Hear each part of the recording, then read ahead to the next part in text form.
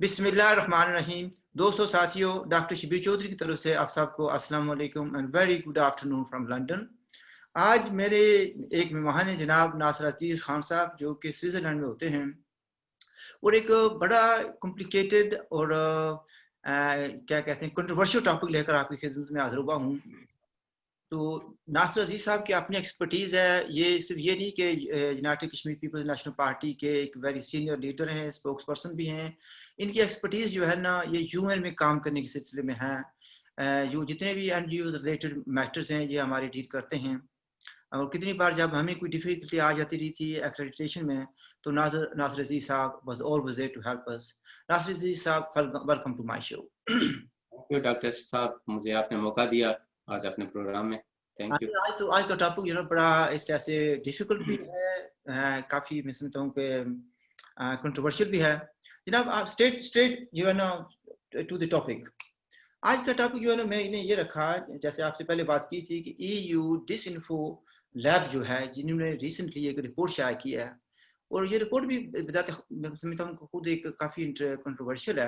आप ये बताना चाहेंगे ब्रीफली कि ये ग्रुप क्या है? ये पार्लियामेंट का कोई हिस्सा है? ईयू का लफ्ज़ जब आता है तो हमारे यहाँ एक गलतफहमी हो जाती है कि ये शायद यूरोपियन पार्लियामेंट का हिस्सा है या किसी और इस तरीके से ऑफिशियल इदारे का कोई हिस्सा है।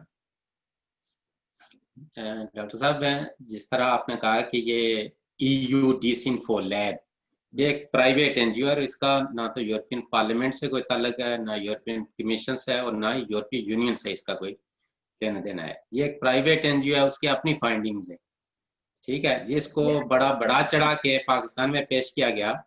और पाकिस्तान के जो है ना फॉरेन मिनिस्टर ने इस पे प्रेस कॉन्फ्रेंस दाग डाली कि जी हमने जो है ना बड़ा स्कैम पकड़ लिया है, तो बड़ा नेटवर्क पकड़ा है।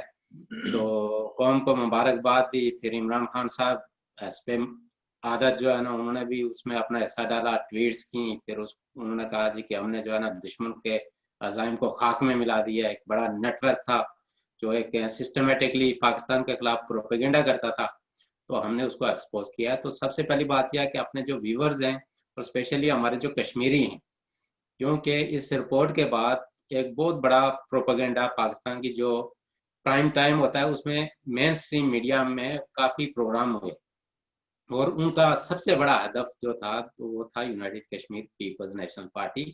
वो आप जियो पे भी प्रोग्राम हुए, बाकी चैनल्स पे भी हुए, और उन्होंने कहा कि जी ये जो है ना गैर मुल्की एजेंट पे काम कर रहे हैं, उनके एजेंट हैं और पाकिस्तान के खिलाफ जो है ना सरगर्मियों में मुलव्वस हैं। तो इस वजह से हमने एक प्रेस कॉन्फ्रेंस भी की। हमारा मकसद ये था कि हम अपने लोगों को बताएं कि भाया आया ये एनजीओ है क्या, या कोई सरकारी एनजीओ है, कोई यूएन जो यूरोपियन पार्लियामेंट की फाइंडिंग्स हैं, या किसी प्राइवेट इदारे की। और ये बिल्कुल ही प्राइवेट इदारा है जिसको अपनी एक्रेडिटेशन लेने के लिए जिन एनजीओ के खिलाफ वो बड़ा वावेला कर रही हैं कि जी बड़ी वो फेक एनजीओ हैं, तो उनको भी अगर यूएन में एक्सेस चाहिए होगी तो इन्हीं एनजीओ से या इन्हीं जैसी सिस्टर ऑर्गेनाइजेशन से एक्रेडिटेशन लेनी आते होगी। हैं इस पर आते हैं, इसमें आते हैं। मसला यह है कि ये प्राइवेट है और इसको कोई भी आदमी फंडिंग कर सकता है, एबीसी कोई भी कर सकता है कि आप फलां टॉपिक पर कोई इन्वेस्टिगेशन करें, रिसर्च करें, वो कर सकते हैं। वो इनकी कोई ऑफिशियल स्टेटस सेंस में नहीं है, ठीक है जी। अच्छा, यहाँ देखें पर जी, ये कहना ये चाहता था कि असल चीज जो है ना, जो पाकिस्तान में जिस चीज को बढ़ा चढ़ा के जिस तरह वहां पे होता है ना चीजों को, मतलब उनका कोई रियलिटी के साथ कोई ताल्लुक नहीं होता, लेकिन कौम को आप असल इश्यूज से डिट्रैक्ट करने के लिए आप सुहाने सपने दिखाते हैं। हमने जी दुश्मन के अज़ाम को खाक में मिला दिया, बड़ा प्रोपेगेंडा हो रहा था। तो उसमें यह है कि हमने ये बात लोगों को बतानी है कि ये यूरोपियन पार्लियामेंट के साथ इसका कोई लेना देना नहीं है। एक प्राइवेट एनजीओ है, चाहे उसमें 2 लोग हैं, 4 हैं, 6 हैं। और ब्रसेल्स में रजिस्टर्ड है, ठीक है जी, ब्रसेल्स में जी जी, रजिस्टर्ड। ब्रसल्स बेल्जियम में अब रजिस्टर्ड है। यहाँ पर सवाल ये आता है कि क्योंकि आपका काफी करीबी तरह का वर्किंग है आपकी, और खासी एक्सपीरियंस है आपको यूएन में। अच्छा ये बताएं कि जो ह्यूमन राइट्स काउंसिल है यहाँ पर जिनीवा में, ये कैसे बनती है? हमारे यहाँ लोग इसी के बिहेव कर रहे हैं जैसे कि ये शायद रावलाकोट में बनी है या मुजफ्फराबाद में बनी है या मीरपुर में या आजाद कश्मीर जम्मू कश्मीर किसी और इसमें बनी है। यानी इसको कौन बनाता है? यानी जिसको हम कहते हैं ह्यूमन राइट्स काउंसिल है, ये कौन बनाता है? क्या तरीका कार है इसका? देखें जी, असल में इस तरह तो यूएन के जो मेन 2 इदारे हैं ना, एक तो है ना सिक्योरिटी काउंसिल जो न्यूयॉर्क में होती है, तो उसमें सिर्फ कंट्रीज जाके ना बात कर सकती हैं, उसमें सिविल सोसाइटी के लिए कोई स्पेस नहीं है। ठीक। लेकिन जो ह्यूमन राइट्स काउंसिल है जो जिनीवा में है, तो इसमें यह है कि सिविल सोसाइटी के जो इश्यूज हैं ऑल ओवर द वर्ल्ड उनको सुना जाता है, और सिविल सोसाइटी के इनपुट के बगैर इस काउंसिल की उस एतबार से कोई हैसियत नहीं कि स्टेट्स आपस में बैठ से एक दूसरे को सुने, शाबाशी दें और खत्म हो जाए। लेकिन वो काउंसिल बनी इसीलिए है कि दुनिया भर में जहाँ जहाँ भी मसाइल हैं लोगों को, तो वो आए यहाँ पे, जो सिविल सोसाइटी है, जो इंसानी हुकूक के लिए काम करने वाले लोग हैं, एक्टिविस्ट हैं, वो आए तो अपना मौक़िफ़ यहाँ पे आके पेश करें, फीडबैक दें कि ग्राउंड रियलिटीज क्या है। तो बनती ये है कि ये जो यूएन की मेंबर स्टेट्स हैं, तो उन्हीं से ये काउंसिल बनती है। लेकिन यहाँ पे जो एनजीओज वाला मसला है ना, तो ये इनकी है, एक है इकोनॉमिक एंड सोशल काउंसिल होती है यूएन की, अलग से है, ठीक है। उसमें भी यही मेंबर स्टेट्स होती हैं, और उसमें इन्हीं के नुमाइंदे बैठते हैं, वो न्यूयॉर्क में होती है। उसमें ज़ाहिर है कि 54 मेंबर होते हैं, जी मुख्तलिफ जी कंट्रीज जो होती हैं उसकी मेंबर होती हैं, और वहाँ से फिर जो है ना आगे आते आगे जो है ना एक अब खुद बयान करें ज़्यादा बेहतर है, ठीक है। इनके जो सोशल और जो इकोनॉमिक और सोशल काउंसिल है ना यूएन की, हाँ, जिसको इकोसॉक काउंसिल कहते हैं, हाँ, ठीक है, उसमें 54 मेंबर स्टेट्स होती हैं। ये रोटेशन में जो टोटल जो मेंबर स्टेट्स है ना यूएन की, तो उन्हीं में से इनकी रोटेशन होती रहती है, साल 2 साल 3 साल इनका टेन्योर होता है, फिर चेंज होते रहते हैं। और इनका इन्होंने जो डिफरेंट रीजन्स हैं यूएन वर्ल्ड के, उसमें इनको बांटा हुआ है। जिस तरह अफ्रीकन ग्रुप है, उनके पास 14 स्टेट्स उनकी होती हैं, वो भी रोटेशन में चेंज होती रहती हैं। फिर एशिया पैसिफिक का है, उसके 11 हैं। ईस्टर्न यूरोप के पास 6 हैं उनके मेंबर्स। फिर लैटिन अमेरिका जो है उसके, और जो बाकी कैरेबियन है उनके 10 हैं। वेस्टर्न यूरोप, अमेरिका और कनाडा को मिला के तो 13 है। ये टोटल होती हैं 54 स्टेट्स। जो इकोनॉमिक और सोशल काउंसिल है इनकी यूएन की, उसके 54 होते हैं। उसकी फिर आगे एक है कमेटी ऑफ 19, इन्हीं 54 में से चुने जाते हैं कमेटी ऑफ 19 कंट्रीज। जी। तो वो जो है ना एनजीओज जो पहले से इंसानी हुकूक के लिए या अपनी जिस फील्ड में जो उनकी एक्सपर्टीज होती है, जो काम कर रहे होते हैं, तो कम से कम 3 साल का उनका कोई ना कोई एक्सपीरियंस होता है, उसके बाद वो अप्लाई कर सकते हैं इकोसाक के लिए। तो उनमें कमेटी ऑफ 19 जिसको कहते हैं, इकोसाक की कमेटी ऑफ 19, उसमें से 19 मेंबर स्टेट यानी कि 19 ममालिक की आपको हमायत दरकार होती है। फिर आपको स्पेशल स्टेटस मिलता है, आपको consultative status with United Nations. उसके बाद फिर आप यूएन के अंदर स्पीचेस कर सकते हैं, सेमिनार ऑर्गेनाइज कर सकते हैं, और यूएन के मैकेनिज्म में आप मुख्तलिफ जो है ना बॉडीज में अपना इनपुट दे सकते हैं। अच्छा, ये पहली बात है कि जो प्रोसीजर जो है ना, ये जो जिसको हम एनजीओ कहते हैं, ये जो कमेटी है 19 कंट्रीज की, वो फैसला करती है कि इनको स्टेटस देना या नहीं देना, डिपेंडिंग ऑन देयर क्वालिफिकेशंस या जितनी उनकी एक्सपीरियंस है या पिछला माजी का उनका काम को देखकर। अगर एक भी कंट्री इनकार करती है तो वो नहीं बन सकती।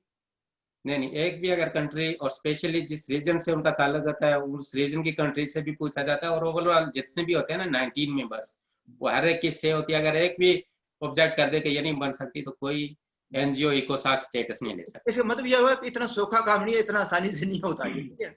और नहीं, ये जिस तरह एक प्रोपेगेंडा किया गया ना कि ये जाली एनजीओस है, तो वो इस तरह असल में थर्ड वर्ल्ड कंट्रीज में आपको पता है ना, ब्राइबरी भी होती है, फिर वो दूसरे तीसरे सिस्टम वहां पे चलते हैं। पासपोर्ट बनवाने के लिए जाए तो बाद बाहर ही आपने पैसे दे के, तो वहीं से फॉर्म भी सबमिट हो जाता है, तो पासपोर्ट भी मिल जाता है। तो लोग सोचते हैं दुनिया का निजाम इसी तरह चलता है। तो यूएन का बड़ा ट्रांसपेरेंट सिस्टम है, मैकेनिज्म है उनका अपना। और मसला ये बन गया है कि जिन लोगों ने यूएन जिनीवा की बिल्डिंग बाहर से नहीं देखी, वो यूरोप में किसी जगह बैठे हुए या रावड़ा कोर्ट में या मिरपुर में बैठे हुए, तो वो फतवे दे रहे हैं, इनको पता भी नहीं है कि यूएन का मैकेनिज्म क्या है, ठीक है। अब मसलन एक बात ये होती है कि फिर स्टेटस मिलने के बाद भी इनकी जो ना इनकी जो कारकर्दगी है उनको मॉनिटर किया जाता है। तो यानी जाहिर है कि ये वैसे उनको ये नहीं कि स्टेटस मिल गया तो इसके बाद वो शुद्र बेमाल बन गया, ऐसी बात नहीं होती ना, यही बात है ना।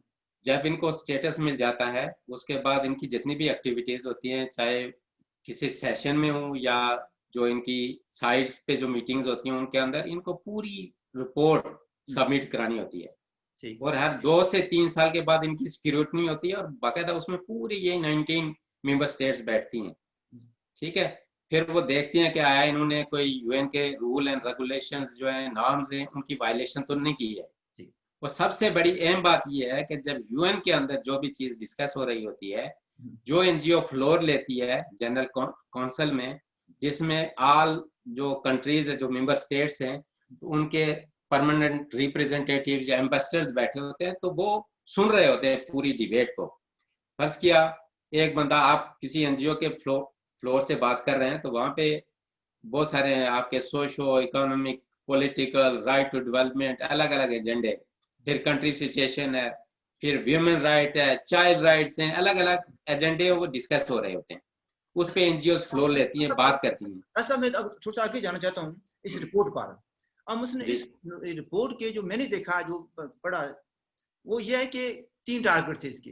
एक तो ये कहते हैं कि शिवास्त्रा ग्रुप जो है ना, उसने ये एक कॉम्प्लेक्स नेटवर्क बनाया हुआ था, तो पाकिस्तान के नैरेटिव को अपोज करने के लिए या उनकी मुहाफत करने के लिए या डिस्क्रेडिट करने के लिए। अच्छा, ये जो आप आपकी जमात है यूकेपीएनपी, 2 जमातों का नाम आया है या 3 कह लें। यूकेपीएनपी का नाम आया, United Kashmir People's National Party का, और जे के नैप का, नेशनल अवामी पार्टी का जिक्र आया। और फिर एक दूसरा एनजीओ है जिसका एफएसएस को कहते हैं, यूरोपियन क्या कहते हैं इसको, जनरल कृषि साहब का जो है ना, ये थिंक टैंक है, ठीक है जी। अच्छा, वो तो पॉलिटिकल पार्टी नहीं है, उस पर ठहर कर बात करते हैं। लेकिन क्या ये यूकेपीएनपी का या नैप का कोई इसमें कोई किरदार था इस शिवास्त्रा ग्रुप को कायम करने में? उनके 3 टारगेट थे। एक तो ये था कि शिवास्त्रा ग्रुप, दूसरा ये था कि एएनआई, तीसरा यह था कि फेक जो है एनजीओज। क्या आपकी ऑर्गेनाइजेशन का या किसी और ऑर्गेनाइजेशन का जो एनजीओज हैं या जो लोग जाते हैं जिनेवा में, इनको कायम करने में या किसी न किसी तरीके से कोई रोल था इनमें? देखिए जी, यूएन के जो एक्रेडिट एनजीओज है ना, तो वो कोई 1600, मोर देन 1600 से ज्यादा कंसल्टेटिव स्टेटस के हामिल एनजीओज हैं यूएन में, ठीक है। तो अब कोई कहे कि जी एक ग्रुप ने बैठ के सारी बना ली, तो ये ऐसे ही जो है ना, यूएन का जो मैकेनिज्म है, तो उसमें आपने जो आपके बोर्ड ऑफ डायरेक्टर्स होते हैं एनजीओज का, जो पहले जो काम होता है कि आपने किस फील्ड में काम किया, जिस तरह मैंने पहले एक्सप्लेन किया कि आपकी एक्सपर्टीज की इस फील्ड में, उसी और आपके एम्स एंड ऑब्जेक्टिव्स क्या है, उसके मुताबिक आपकी को रजिस्ट्रेशन मिलती है, ठीक है।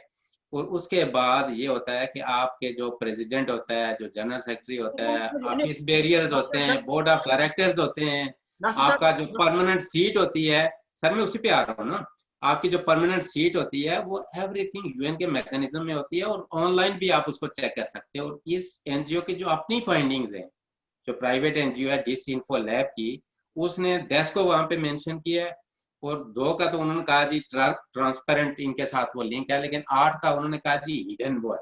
और जिन एनजीओ का वो किया, 10 में से 8 की जो परमानेंट सीट्स हैं वो यूनाइटेड स्टेट्स में और कनाडा में, जिनके टेलीफोन नंबर, एड्रेस, सारा कुछ वहां पे मौजूद है। और यूएन के मैकेनिज्म में मैंने जिस तरह आपको कहा ना कि हर एनजीओ को अपने जो बोर्ड ऑफ डायरेक्टर्स, अपना president, general secretary, office barrier, और पूरी उनकी जो एक्टिविटीज होती हैं यूएन का जो मैकेनिज्म है उसके अंदर, तो उसकी पूरी रिपोर्ट वहां पे सबमिट करानी होती है। ये कोई ऐसा नहीं है कि मैं बैठ के कमरे में तो बना के एनजीओ तो वो उसको उसके बाद प्रोपेगेंडा शुरू कर दूं, ऐसा नहीं होता है। और जिस तरह मैंने ये भी कहा कि यूएन के में जब भी कोई एनजीओ बात करती है, तो परमानेंट रिप्रेजेंटेटिव्स, और ये मसूद अब्दुल्ला साहब जो है ना, जो आजकल पीओके के प्रेसिडेंट है, तो ये 4 साल यूएन में रहे हैं यहाँ पे, ये भी और बहुत सारे, और हमारी स्पीचेस, बाकी लोगों की speeches, of course in NGO ने भी जो एक्टिविटीज की होंगी, तो वो भी अपने उन्होंने कानून से सुनी हुई है। और अगर वहां पे किसी को कोई ऑब्जेक्शन हो, किसी स्टेट को, मैं स्टेट का कह रहा हूँ, तो उसमें ये होता है कि वो पॉइंट ऑफ ऑर्डर लेते हैं, वो प्रेसिडेंट होता है जो काउंसिल का, ये चेयरमैन होता है, उनको कहते हैं कि जी ये एनजीओ जो एजेंडे के मुताबिक बात नहीं कर रही है, या जो बात कर रही है वो ग्राउंड रियलिटीज इसके मुताबिक नहीं है, ये ऐसे प्रोपेगेंडा कर रहे हैं, तो फिर वो काउंसिल के चेयरमैन को कहते हैं कि आप इसको स्टॉप करें, इस एनजीओ को बात करने से रोकें। तो फिर काउंसिल का जो चेयरमैन होता है या प्रेसिडेंट होता है, तो वो फिर डिसाइड करता है कि आया ये एनजीओ जो बात कर रही है तो एजेंडे के मुताबिक है कि नहीं है, आया वो कोई प्रोपेगेंडा है या ग्राउंड रियलिटीज है, क्योंकि फीडबैक तो यूएन को मिलता रहता है ना। तो लिहाजा ये कहना कि ये 15 साल से लगे हुए हैं और वो इतने बेखबर थे कि उनको पता ही नहीं है, कि उन्होंने कुछ सुना भी नहीं, और यूएन में उन्होंने ये क्या कहा, ये तो उस एनजीओ ने कुछ नहीं कहा ना कि इन एनजीओ ने क्या क्या यहाँ कहा या उनके रिप्रेजेंटेटिव्स ने क्या कहा। चलिए ये आपकी तो बात क्लियर होगी, नहीं तो जो आपने रिवर्स ऑर्डर में बताया वही एनजीओ पहले ये मौजूद हैं, उनको सेटअप करने में, उनको जवाबदेह करने में किसी कश्मीरी का कोई अमल दखल नहीं है। एक बात तो ये क्लियर है ना। दूसरी बात ये है जो ANI है, ये हिंदुस्तान का एक अदारा है, एशियन न्यूज इंटरनेशनल जो है जी, उसमें भी हमारा कोई तलक नहीं है, यानी किसी भी पार्टी का कोई तलक नहीं है, वो न्यूज एजेंसी है, इंडिया की है, ठीक है। तीसरा ये आता है जो पर एग्जाम लगाया जाता है श्रीवास्तव जो ग्रुप है, उसका भी हमारे साथ नाम ने उसको बनाया, नाम ने कोई सिस्टम को हमारा कोई तलक नहीं है। तो फिर मैं सवाल ये करना चाहता था कि जब इन तीनों की चीजों में तीन चीजें उनकी टारगेट थी, जब हमारा उनके साथ किसी जमात का, कश्मीरी जमात का या किसी कश्मीरी फर्द का कोई तलक नहीं है, तो फिर आप वाई ऑन अर्थ हम टारगेट क्यों बने हुए हैं? उसके पीछे एजेंडा क्या है? देखें, बात यह है कि कौन सा ग्रुप क्या है क्या नहीं है वो अलग बहस है, ठीक है। जिस तरह आपने ANI की बात की ना, इसी तरह पाकिस्तान का मीडिया भी जो UN का एक्रेडिट, जिस तरह एक्रेडिट NGOs होती हैं, इसी तरह एक्रेडिट मीडिया UN के साथ, ठीक है। वो आते हैं, उनकी स्पेशल एक्रेडिटेशन होती है। इस तरह कोई नहीं उठ के कैमरा ले जाके तो वहां रिकॉर्डिंग शुरू नहीं कर सकता, ना आप कर सकते हैं, ना मैं, ना दूसरा, ना तीसरा।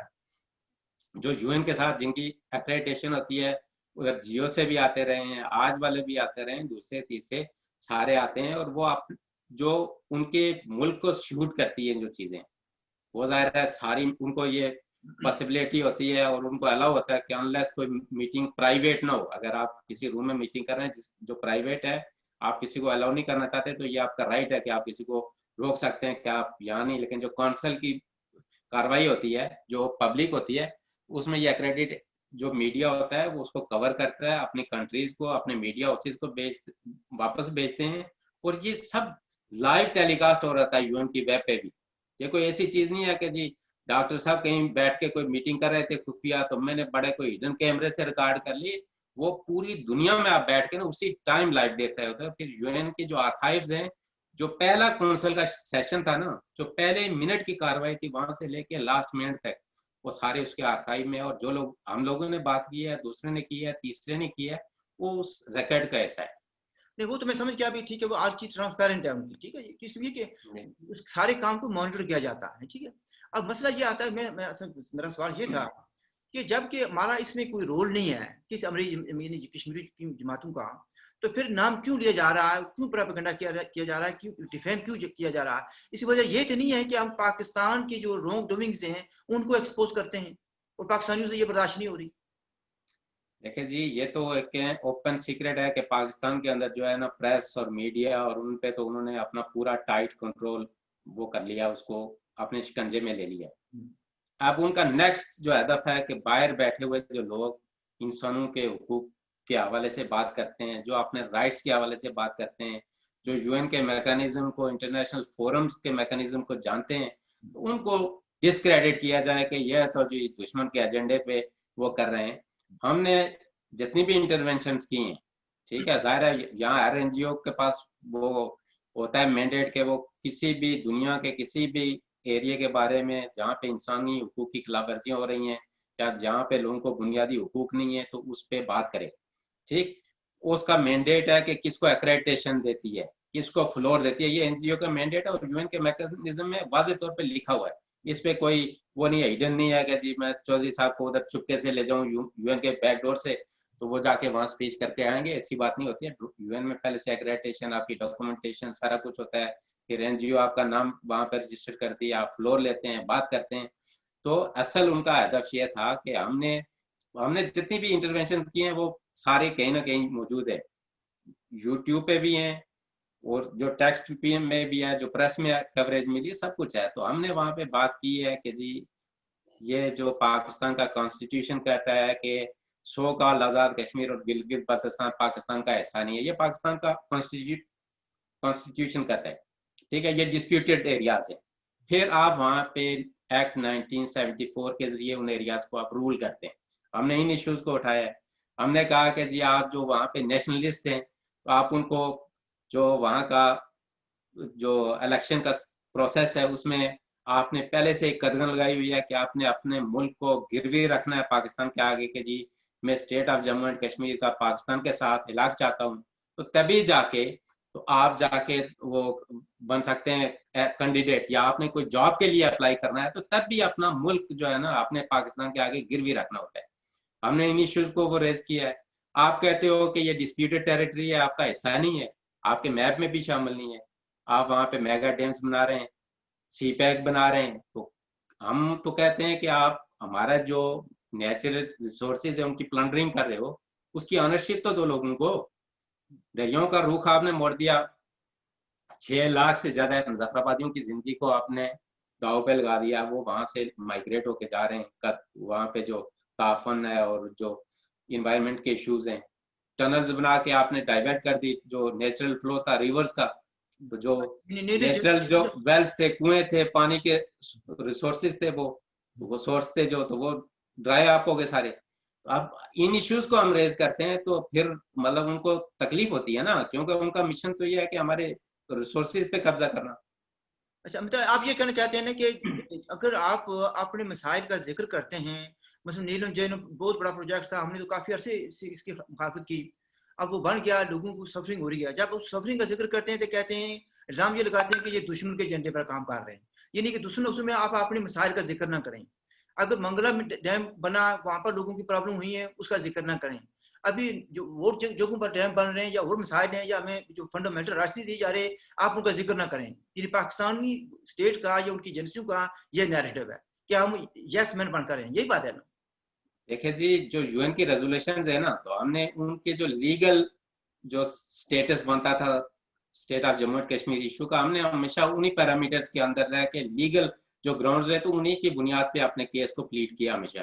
यूएन के एजेंडे पे जम्मू एंड कश्मीर का इशू है 1948 से लेके, और यूएन वालों को भी पता है कि ये डिवाइडेड है, सफर हैं वहाँ पे, ह्यूज प्रेजेंस आर्मी की वहाँ पे, फिर ये एक्सट्रीमिस्ट ग्रुप्स इन्होंने वहाँ पे वो रखे हुए हैं।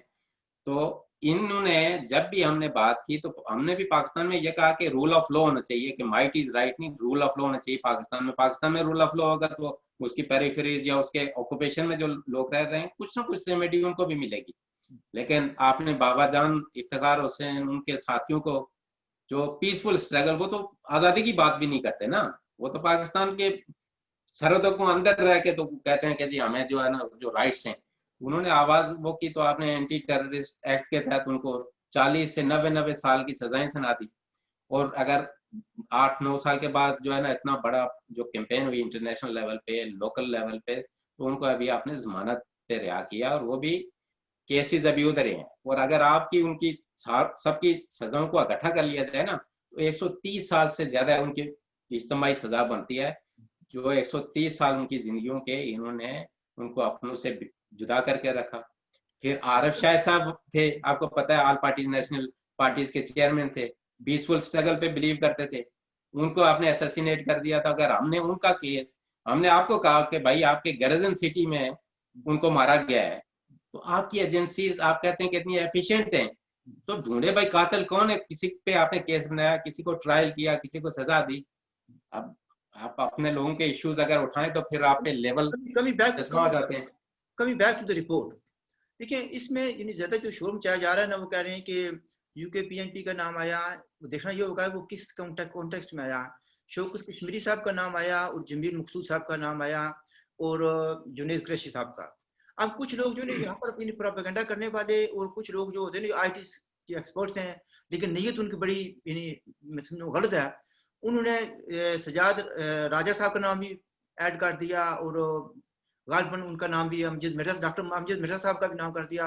और वो लोग जो कि पार्टिसिपेंट्स थे, यानी कि महफिल में ये सेमिनार में बैठे हुए थे, उनके फोटो भी साथ चिपका कर दिए। ये तासर देने की कोशिश की कि ये सारे लोगों पर निशाना लगाया गया। इस बारे में कुछ वजाहत करेंगे आप?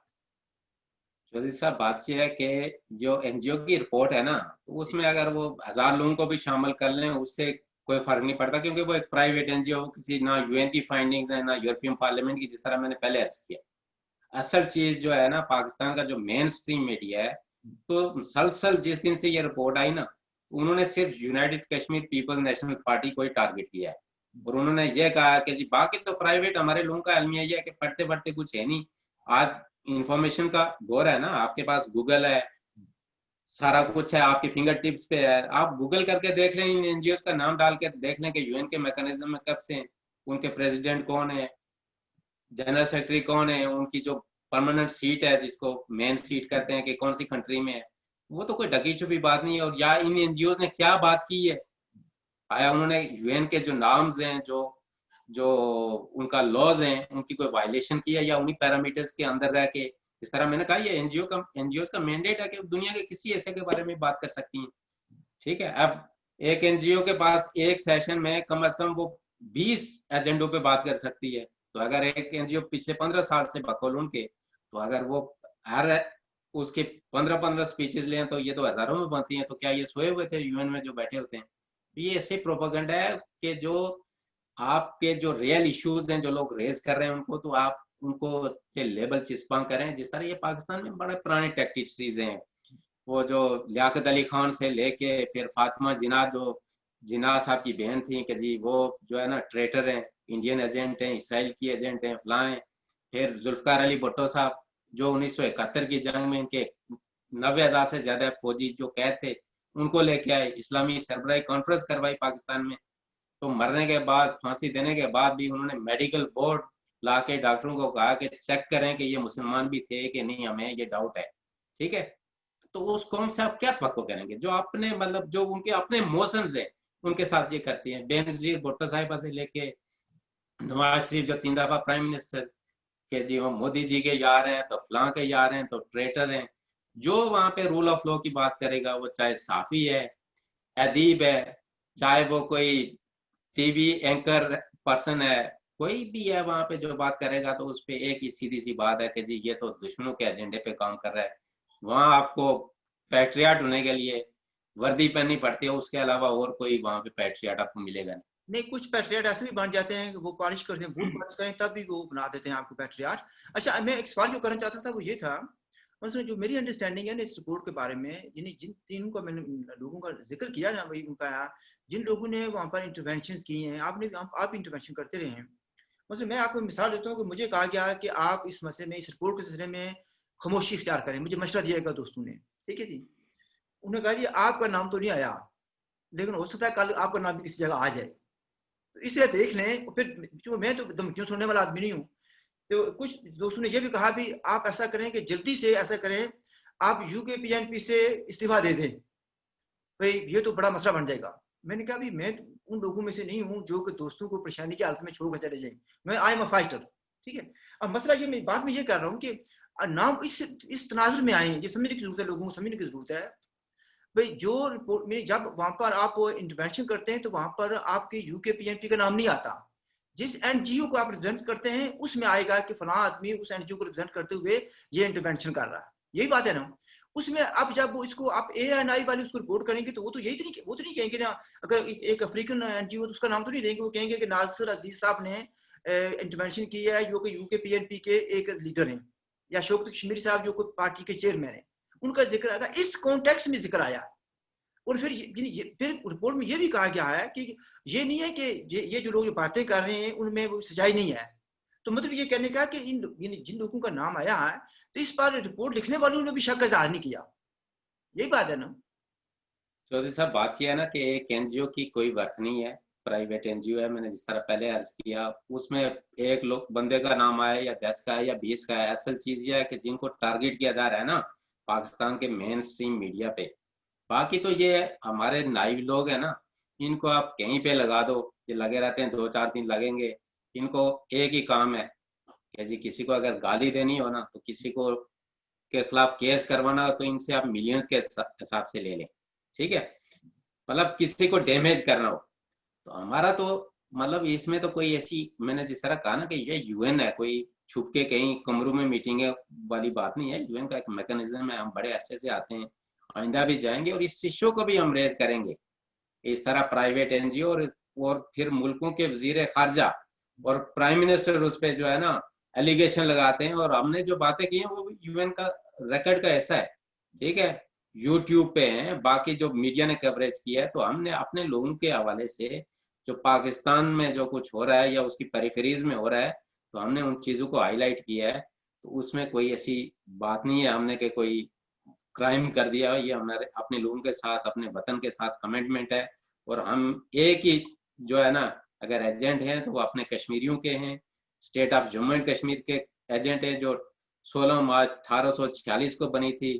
जो डिवाइडेड है फोर्सिबली, और हम उसकी यूनिफिकेशन के लिए, इंडिपेंडेंस के लिए स्ट्रगल कर रहे हैं और करते रहेंगे। बाकी ये जो जितना प्रोपेगेंडा करते रहे, इनकी कोई वैल्यू नहीं है। जिस तरह पिछले दिनों इन्होंने वो पाकिस्तानियों को सलियां देते रहते रहे ना, कि जी वो कराची के जो साहिल समुंदर है, तो वहाँ गैस का बहुत बड़ा जखीरा जो है ना दरियाफ्त होने वाला है। नवाफिल अदा करें, इमरान खान साहब ने कहा कि जी 2 दिन में वो जखीरा मिलने वाला है, तो वो आइंदा 50 साल हमारी जरूरियात को पूरा करेगा। फिर नहीं हुआ, वो कुछ नहीं हुआ, तो हफ्ते बाद स्टेटमेंट दे दी। वो असल में ड्रिलिंग गलत हो गई, तो वो गैस समुद्र में लीक हो गई। इनकी गैसें अक्सर लीक होती रहती हैं, ये भी इसी तरह की लीकेज वाली मसला होगा। तो ये इनका कुछ नहीं है। देखिए आपने एक शौक का जिक्र किया, ये भी क्या इंटरेस्टिंग बात है कि पाकिस्तान का एक टीवी नेटवर्क है जिसका नाम है हकीकत टीवी, और कहा जाता है कि ये इस्टेब्लिशमेंट का अपना है और उन आदमी अपने रखे हुए हैं। उसने ये क्लियरली कहा है कि डॉक्टर शाहिद मसूद साहब ने बड़ा काम किया वगैरह वगैरह। एक तो ये बात आ गई उसमें रिपोर्ट को ठीक करने में या प्रोजेक्ट देने में या उनको इन्फॉर्मेशन प्रोवाइड करने में। और दूसरी इंटरेस्टिंग बात यह है कि मुनीर अकरम साहब जो कि पाकिस्तान के वहाँ पर हैं परमानेंट यूएन में, वो भी इकोसॉक के सदर बने। कब बने जी? बने जुलाई इसी साल में। जुलाई को वो बने, इस 2020 में वो सदर बने इकोसॉक के। जी। और एक डॉक्टर शाहिद मसूद की जो एंट्री है या टीवी की जो रिपोर्ट है उसको देखा जाए, फिर ये देखा जाए जो कि ये सदर भी बन गए हैं और इनकी बड़ी टाइमिंग बड़ी ठीक आई है कि दिसंबर में ये रिपोर्ट भी आ गई है। तो आया इसमें भी कुछ बात हो सकती है? नहीं, एक रिपोर्ट तो पिछले साल भी आई थी कोई। मैं तो सजेस्ट करूंगा इनको, पाकिस्तान को, कि अगर इतना एफिशिएंट बंदा आपने छुपा के कहीं रखा हुआ है, तो मुनीर अकरम साहब को रिप्लेस करके, या यहाँ यूएन में जो उनके परमानेंट रिप्रेजेंटेटिव हैं, तो उसकी जगह शाहिद मसूद को ले आए। तो ये जाहिर है, ये तो आपको पता है ना, रिनाउन है, लोग हैं, उनकी एस्टेब्लिशमेंट के उसके साथ अटैच्ड हैं, तो जाहिर है कुछ ना कुछ इन्होंने भी किया होगा। लेकिन असल मसला यह है कि पाकिस्तान पिछले 2019 से लेके इस जो कमेटी ऑफ 19 है उसका मेंबर है। फिर अभी जो प्रेसिडेंट है कमेटी का, तो वो भी मुनीर अकरम, जो पाकिस्तान के परमानेंट रिप्रेजेंटेटिव हैं न्यूयॉर्क में, तो वो हैं।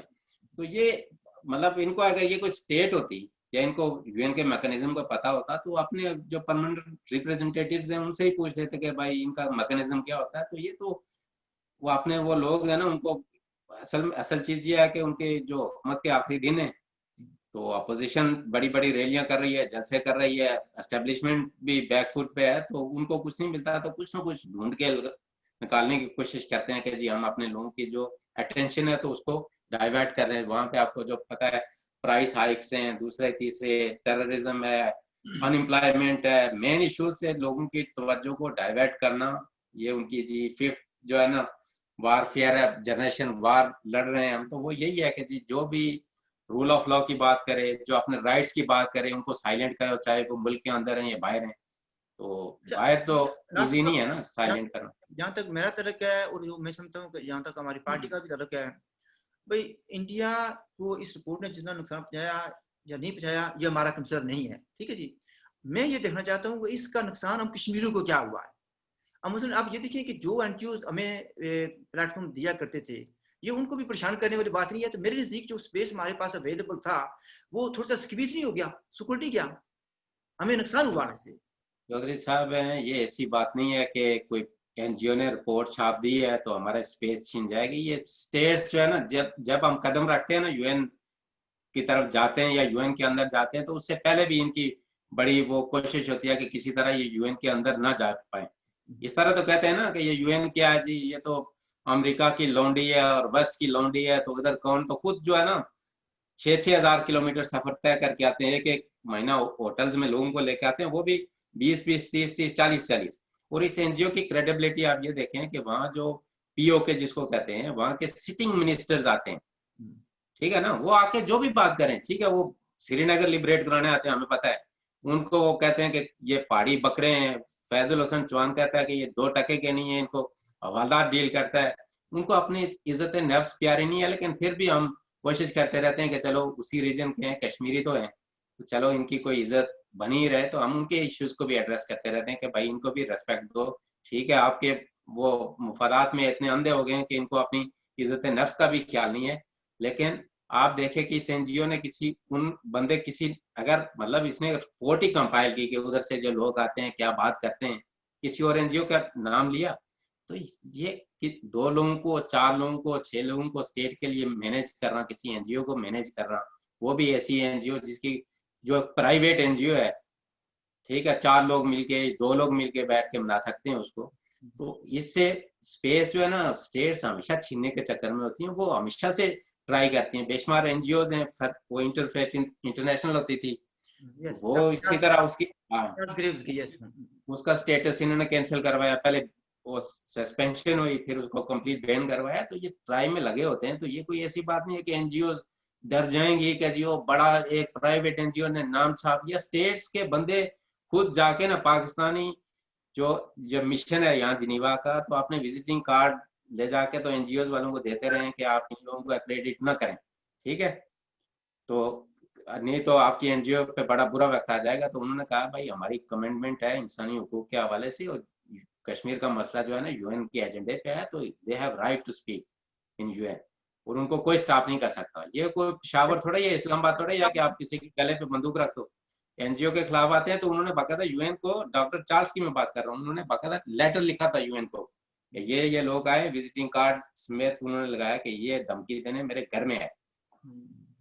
अच्छा, हम जिस जिस जिस तरीके से अभी आपने जिक्र किया कि जिस आपने लफ्ज़ इस्तेमाल किया कि मिनिस्टर्स भी आते हैं और दूसरे भी जो लोग हैं, ख़ासतौर पर जो वादी कश्मीर से आए हुए हैं और इस्लामाबाद में बैठे हुए हैं कितने सालों से, वो लोग भी आते हैं, और कुछ हमारे local so called Azad Kashmir से भी आते हैं। तो वो 3-3 4-4 हफ्ते होटल में बैठे रहते हैं और बहुत सी ऑर्गेनाइजेशन को रिप्रेजेंट करते हैं, उनका कोई जिक्र नहीं है।